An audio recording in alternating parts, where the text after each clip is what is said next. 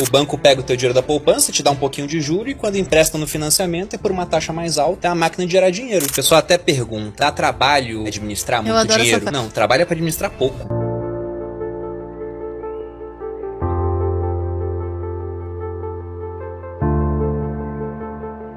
Aqui no Brasil, o pessoal tem muito essa mentalidade de comprar imóvel, e isso é uma herança de uma época hiperinflacionária. Então, a minha avó, por exemplo, ela falou, desde que eu sou pequenininho, ó, investimento é comprar tijolo, é comprar imóvel, quem compra terra não erra. Porque de 54 a 94 foi o ano que começou o Plano Real, a gente teve 40 anos seguidos de inflação de no mínimo 2 dígitos, às vezes 3, às vezes 4 dígitos. E o imóvel, ele tem uma correção pela inflação. Então, as coisas vão ficando mais caras, ele vai ficando mais caro também. Muito do que a gente chama de valorização imobiliária é só a inflação, que tá fazendo o preço de tudo subir no final das contas. Então o imóvel acaba sendo uma proteção para isso. Mas agora a dúvida, compra ou não compra imóvel, depende muito de quanto patrimônio a pessoa tem e da fase da vida que ele está.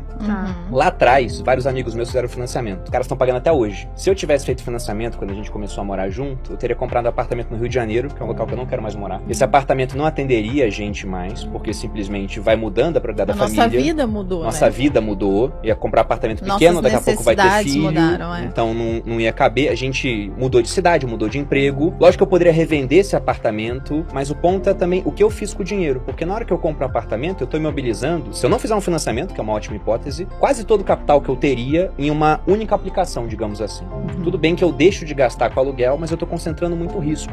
Deu exemplo, você tem um vizinho mala. Mas tem gente que compra um apartamento e um prédio que depois tem um defeito estrutural, por exemplo. E o cara colocou todo o patrimônio dele lá. Isso sem considerar financiamento, em um país de juros muito altos. E o ponto é que a gente não quis comprar para investir o dinheiro. E foi ótimo. Foi uma das melhores sacadas que a gente teve na vida. E até você perguntou, agora não tá valendo a pena comprar, né? E na minha visão, depende muito. Porque hoje tá ridiculamente fácil, e eu não sou uma pessoa que usa esse tipo de jargão no mundo financeiro, mas é porque tá muito fácil você ganhar 1% ao mês. A gente tá na taxa de juros que tá em 12,75%. Isso é 1% ao mês para você investir na renda fixa mais conservadora que existe aqui no Brasil e emprestar dinheiro pro governo. Isso quer dizer que se você investe, só deixando, simplificando pra galera que não entende nada, se você investe 500 mil, você ganha 5 mil por mês. Se você tirar, você segue ganhando 5 mil por mês. Então, tipo, aí, é uma coisa que não acontecia nos últimos... Desde 2015. E aí tem um ponto bem interessante. Tá. Se uma pessoa compra, ela tem 500 mil, pode investir pra ganhar 5 mil ao mês. Ou ela pode comprar um imóvel pra alugar pra você. Quanto que é o aluguel de apartamento de 500 mil? Não é 5 mil. Muito menos. Eu tenho amigos que moram no mesmo condomínio que a gente, de aluguel, e pagam uma nota de aluguel. A Malu sempre fica assim, meu Deus, é muito dinheiro pra pagar de aluguel.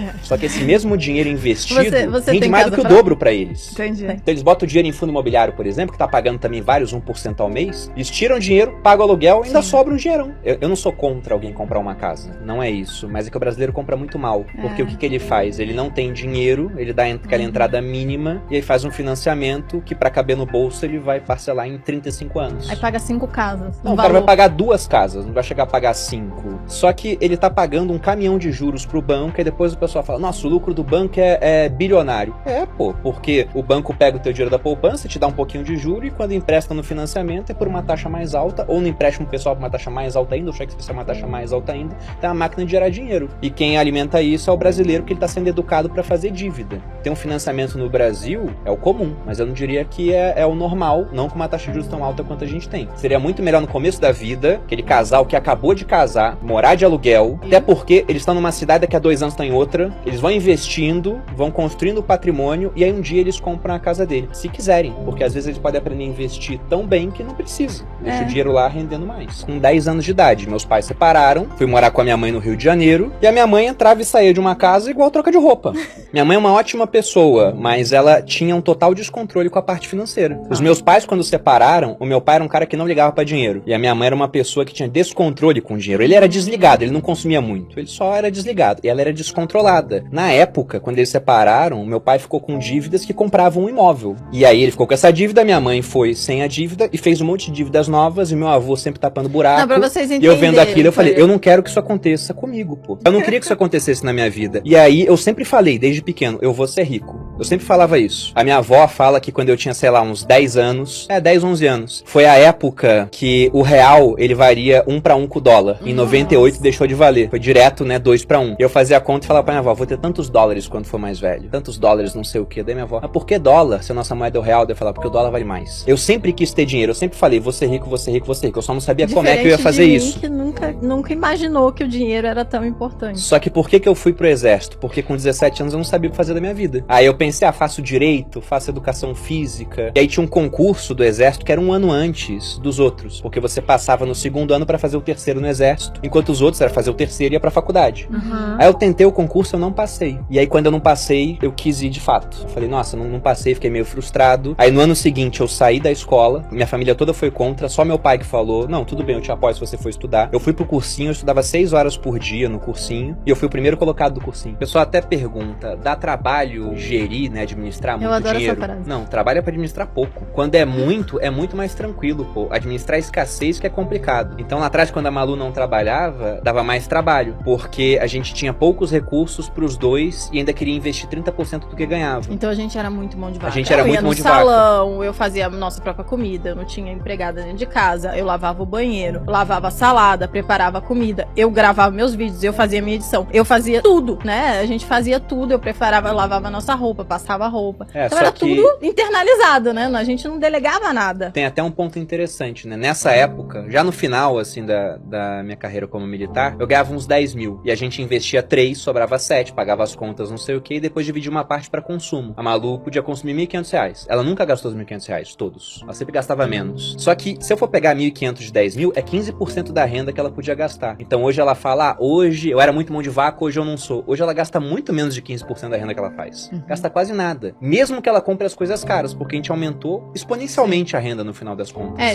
Geralmente as pessoas criticam, né? Igual, sei lá, eu lembro que no passado tinha, o jogador de futebol foi na balada e gastou R$100 mil numa balada. Aí falam, isso é um absurdo, sendo que o cara ganha milhões, né? Então isso é uma porcentagem muito pequena do salário dele. Enquanto o pessoal vai na balada e gasta R$5 mil, né? E acha que tá arrasando, que tá tudo bem, sendo que ele ganha, sei lá, 10. Ou seja, metade do que ele ganha, ele gastou. Então é bem diferente a porcentagem. E é isso que faz a diferença no final das contas. Tem um negócio que, coisas que você falava, nossa, pra que eu tô aprendendo isso? E aí os professores sempre falavam, você tá aprendendo pra aprender. É o aprender a aprender. Você vai ter uma aula aqui que talvez você não use, mas você vai aprender as coisas sozinho. E isso eu uso até hoje. Tem muita coisa que eu pego, assim, um livro de uma área que não é a minha, eu leio e eu consigo compreender, absorver aquilo, fazer analogias pra poder ensinar finanças de uma maneira diferente, por exemplo. Meus instrutores no exército, e algumas das pessoas mais inteligentes que eu conheci, estão no exército, mas esses caras muito fora da média, eles falavam um negócio que eu gostava muito. Eles diziam que o oficial do exército tinha que ser capaz de rastejar na lama e andar no tapete vermelho, e tinha que ter um oceano de conhecimento, mesmo que fossem alguns pontos com um palmo de profundidade. Então você tem que ser um cara generalista, assim, tem que saber um pouco de tudo e muito